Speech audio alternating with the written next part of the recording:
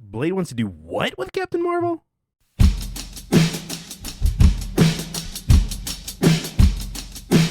This is Marvel Midnight Suns, a tactical RPG that I've recently delved into. I feel like this game, when first introduced, was very popular, then fell off very quickly. In this game, you play as many Marvel characters, but the biggest twist is that you yourself are not an actually known character. You are a player character known as Hunter, complete with a full character customization screen. The whole theming behind this is, defeat the demon queen Lilith, who is your mother, who's trying to destroy the world, who you've defeated once before, who actually killed you before, but you killed her, but you're resurrected. It's a whole thing. It's exhausting. Along the way, you come across many known Marvel characters that you can interact with, you can get to know, become friends, and may I say, get a little saucy with.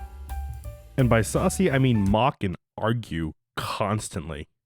The story is interesting enough, but there is a ton of dialogue, a ton of small interactions. It feels like those interactions would make up most of the story, but if you're just playing the story, they kind of get lost, and you do miss out a lot, unfortunately.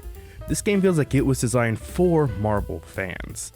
What I do enjoy of the story is it is a route that isn't taken as much in the mainstream Marvel universe, whether it be the MCU or the comics even. It goes down the sort of mystical route.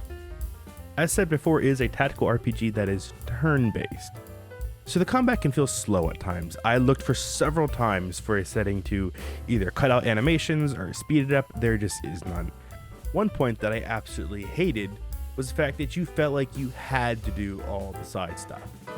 What I mean by that is you would get to a point where you just could not make progress. You're like, okay, I have to stop and grind some side things to get strong enough. And that would be fine if the stupid game did not make you sleep and reset between every single mission. If I just want to grind up materials or XP or whatever, I don't want to have to go back to my bed, go to sleep, wake up, have 3 conversations, and go back and do the mission. It's a pain in the butt. And they force you into characters that you haven't used before, so those characters are weak, so that they have poor abilities. You're like, okay, so not to worry about leveling up 10 different characters. And I'm like, just why? It's annoying. I had a particularly difficult time with team composition. Full disclosure, I'm not finished this game at this point, but I have a hard time finding out who plays what role. I feel like there is no real healer, there is no real tank, there is no real striker character. But there are characters that sort of do these things, but not really. The only reason I'm actually still playing this game isn't because the gameplay is engaging, but because I want to know what the story ends, how it ends. I like getting to know all the little side characters, all the characters that I know nothing about, smaller characters in the big Marvel universe.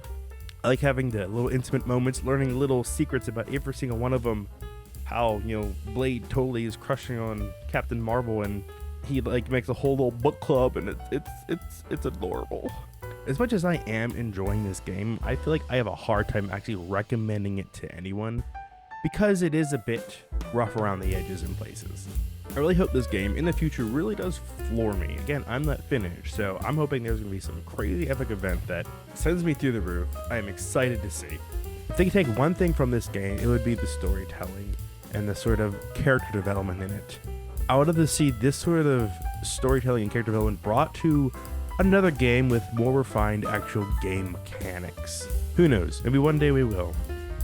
All I can say is we're just going to have to go with it.